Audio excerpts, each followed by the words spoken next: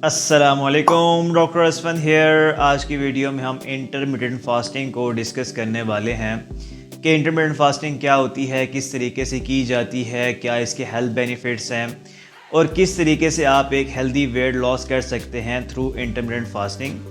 तो basically intermittent fasting एक eating pattern है। आप अपने 24 घंटे को 2 टाइम पीरियड्स के ऊपर डिवाइड करते हैं।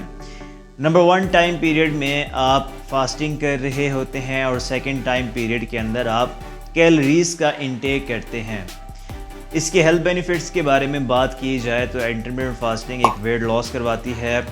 नंबर 2 जो इंसुलिन है उसकी सेंसिटिविटी को बढ़ाती है। जो लोग डायबिटिक हैं वो अपनी डायबिटीज़ को मैनेज कर सकते हैं through intermittent fasting.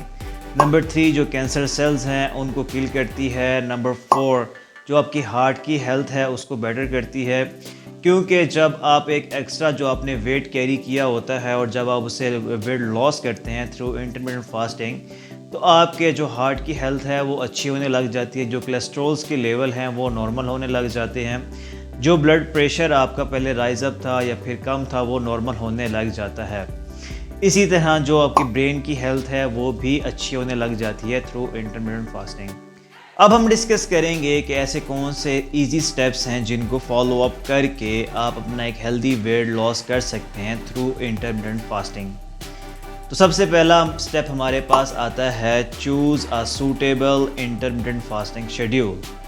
Basically intermittent fasting को करने के 2 मेथड्स होते हैं। नंबर 1 हमारे पास आता है 16/8 मेथड, जिसमें आप 16 आवर्स फास्टिंग करते हैं और 8 घंटे आप अपनी कैलोरीज का इंटेक करते हैं।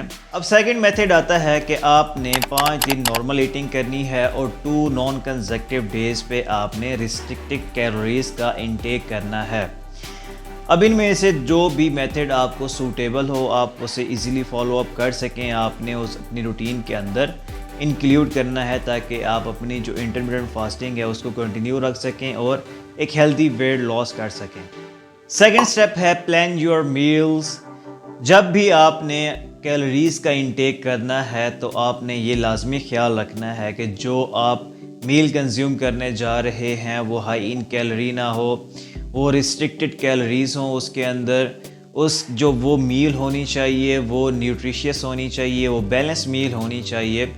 उसके अंदर प्लेंटी ऑफ फ्रूट्स होने चाहिए, प्लेंटी ऑफ वेजिटेबल्स होने चाहिए, लीन प्रोटीन होनी चाहिए उसके अंदर, होल ग्रेन्स होने चाहिए, हेल्दी फैट्स होने चाहिए उसके अंदर, ताकि आपकी इंटरनल बॉडी भी हेल्दी रहे, आपको मैक्रो और माइक्रो न्यूट्रिएंट्स भी मिलते रहें और आप अपना जो वेट लॉस है उसको भी इंजॉय कर सकें और अपनी मील्स को भी इंजॉय कर सकें और अपनी क्वालिटी ऑफ लाइफ है उसको भी इंजॉय कर सकें और अपनी नॉर्मल फंक्शनिंग कर सकें।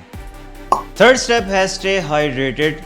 ड्यूरिंग फास्टिंग टाइम आपने ये लाजमी ख्याल रखना है कि आपकी बॉडी वेल हाइड्रेटेड होनी चाहिए। ड्यूरिंग फास्टिंग टाइम आपने कंटिन्यूसली वाटर का इंटेक लाजमी करते रहना है ताकि आपकी बॉडी हाइड्रेटेड रहे। आपने मिनिमम 3 से 4 लीटर पानी पीना है ताकि आपके जो इंटरनल ऑर्गन्स हैं वो हाइड्रेटेड रहें, वो अपनी नॉर्मल फंक्शनिंग कर सकें और आप भी एक एनर्जेटिक हो के अपनी नॉर्मल फंक्शनिंग परफॉर्म कर सकें। फोर्थ स्टेप है स्टार्ट स्लोली। अगर आपका कोई फास्टिंग का एक्सपीरियंस नहीं है, आप पहली दफ़ा फास्टिंग कर रहे हैं, तो आपने स्लोली और ग्रेजुअली अपना फास्टिंग टाइम पीरियड जो है उसे इंक्रीज़ करना है ताकि आपकी बॉडी को समझने का टाइम मिले और आपका जो फास्टिंग टाइम पीरियड है आप उसे एक हेल्दी वे के अंदर कर सकें। फिफ्थ स्टेप है एक्सरसाइज रेगुलरली।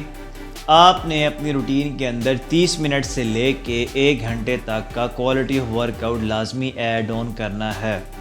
इससे ये होगा कि आपका मेटाबॉलिज्म बूस्ट अप हो जाएगा, आपकी जो फैट की बर्निंग का प्रोसेस है वो कंटिन्यूसली होता रहेगा, आपका जो वेट लॉस होगा वो maximum in the form of fat होगा, आपकी बॉडी के अंदर जो मसल पड़ा हुआ है बॉडी उसे रिटेन करने लग जाएगी और आपकी बॉडी की एक शेप अप होना स्टार्ट हो जाएगी। 6th स्टेप है गेट इनफ स्लीप।